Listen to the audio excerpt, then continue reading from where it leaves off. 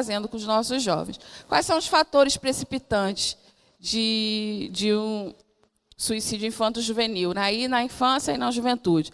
Depressão maior, né? O caso de depressão maior, a depressão mais grave, onde a pessoa não consegue se relacionar mais, tem as suas funções totalmente alteradas, não quer tomar banho, não quer sair da cama. Depressões, casos depressivos mais graves, né? É um fator que precipita o suicídio infanto-juvenil. Problemas familiares, intolerância à frustração. Então, a gente cria a criança hoje fazendo o que ela quer. São dois extremos, né? A gente pede, e também a gente dá deliberadamente. Então, a gente não cria criança hoje, estou falando a gente no contexto geral, para ser frustrada.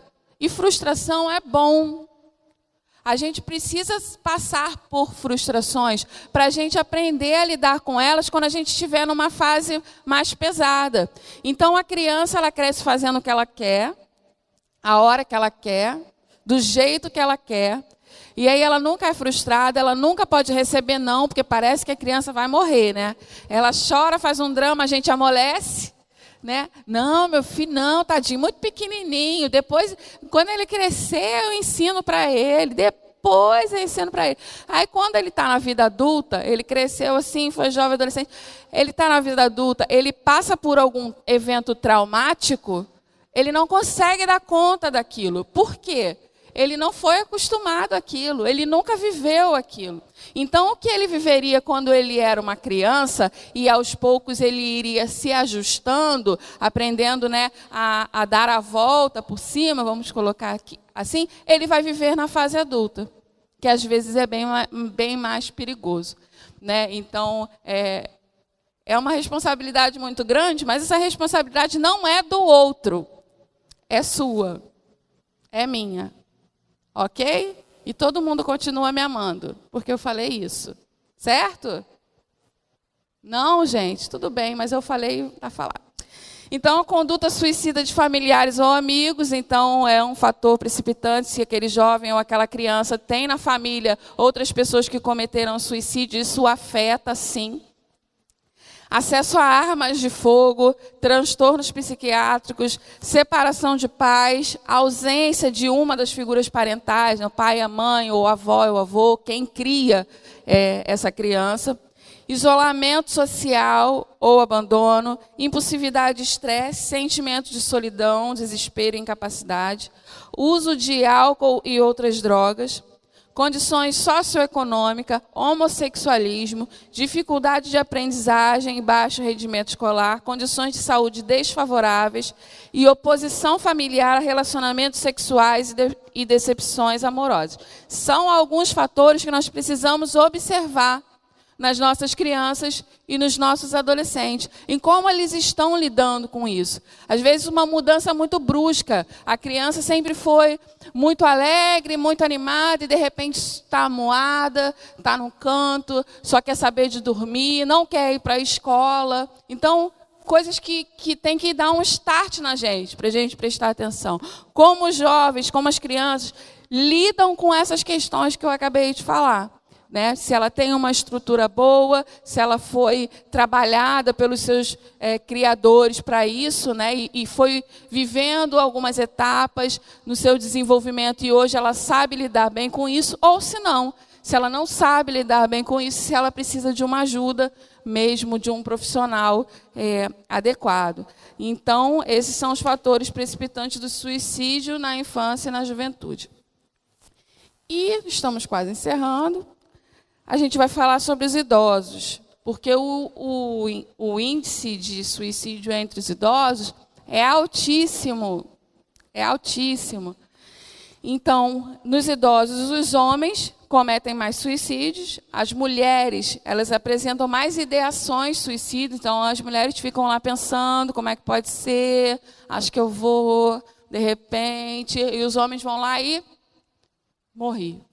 Certo? Então, a depressão nos idosos é um fator de risco, a aposentadoria é um fator de risco. Às vezes, a pessoa trabalhou 40 anos, ou começou a trabalhar com 10 anos de idade, dependendo da área que ele foi criado. E aí ele consegue trabalhar. A vida sempre foi trabalhar de uma forma saudável, mas a vida dele toda ele sempre esteve trabalhando e de repente, pá, vem a aposentadoria. Muitos entram em depressão. Muitos entram em depressão. Porque é um novo ajuste que você tem que fazer. De repente você tinha um horário que você saía de casa, você tinha uma motivação para sair de casa e de repente você não tem mais isso. E ficar ocioso, que deveria ser muito bom, porque a gente precisa descansar, se torna um trauma.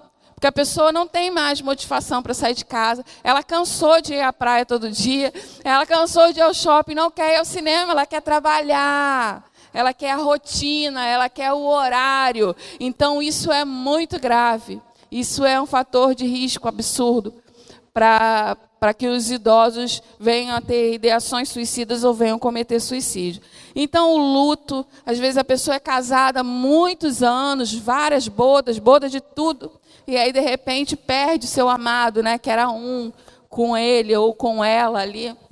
Esse é um fator de risco altíssimo. Violência conjugal, abusos físicos, que sofrem abusos físicos de seus parentes ou dos seus cuidadores. Doenças físicas crônicas, né? Às vezes a pessoa vive lá 10, 15 anos com a mesma doença, rotina de hospital, exame de sangue, exame da cabeça, do pé, do joelho, do cabelo, né? Isso é desgastante, isso cansa, isso é um fator de risco na vida dos idosos.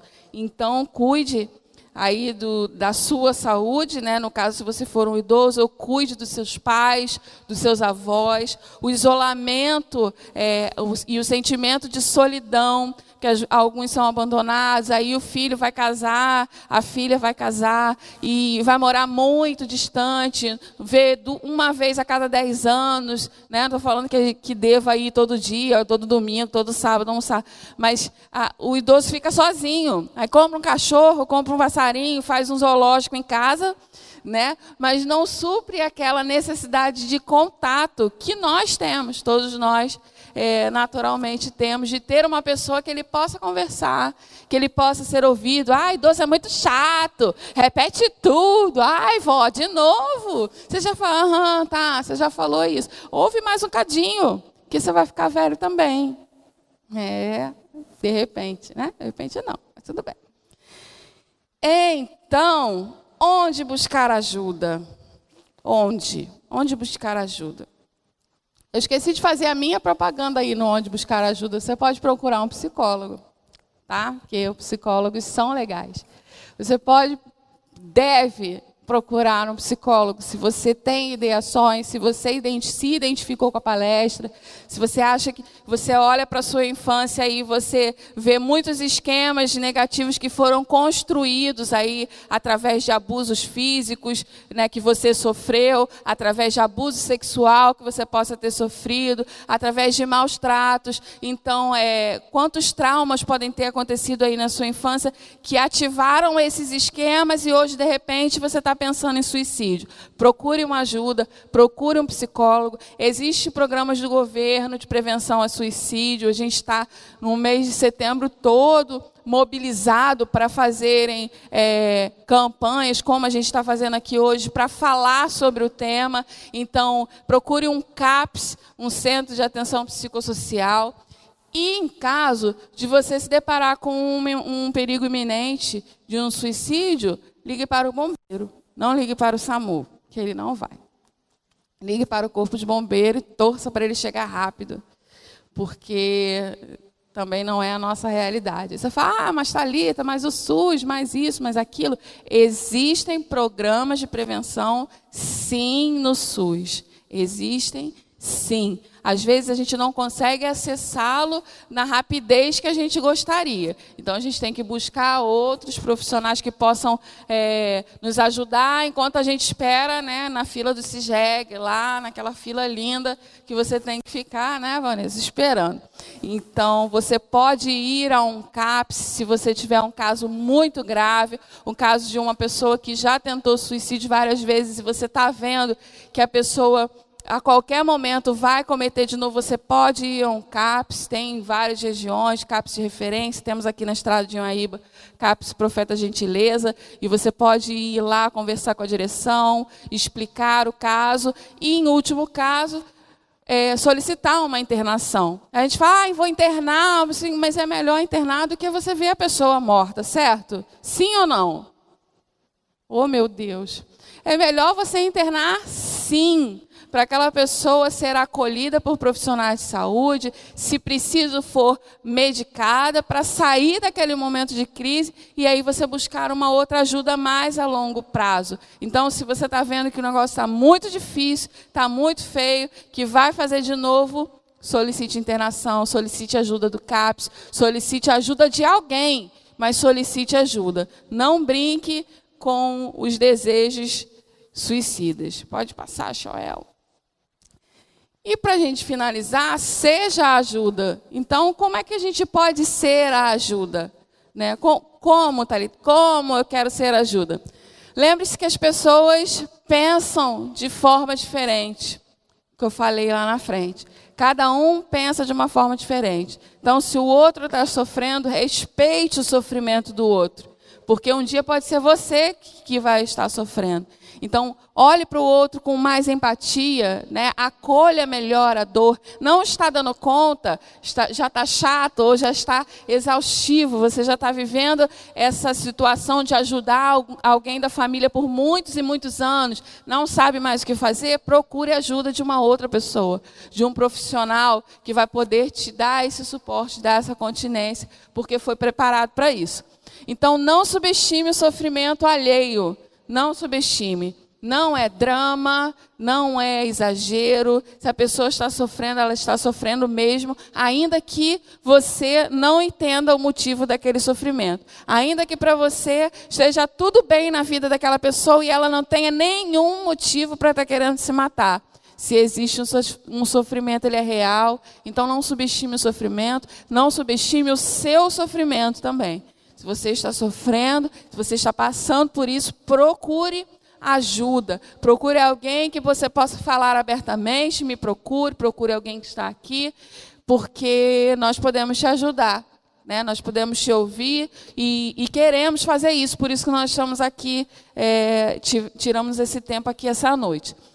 Esteja aberto para ouvir sem preconceitos e promova ambientes saudáveis para a criação das crianças e manutenção da vida. Então, como é que está o seu ambiente familiar? Como é que está a criação dos seus filhos? Como é que está hoje na sua casa, se você mora sozinho, se você já criou seus filhos? Como está esse ambiente? Esse ambiente precisa estar saudável, sem estresse, para que a gente possa reforçar coisas boas dentro da gente.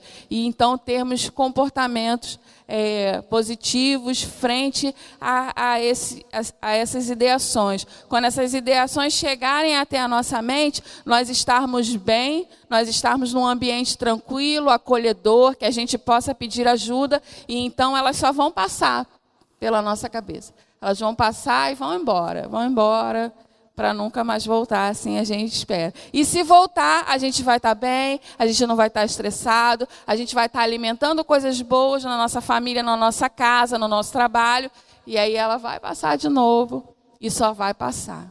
Tudo bem? Fim. Acabou-se. Acabou-se os Minions. Eu queria abrir para, se alguém tiver alguma pergunta, que eu saiba responder. Fique à vontade, essa é a hora. Essa é a hora H. Todo mundo sério, assim, com o olho arregalado. Vou tirar uma foto de vocês.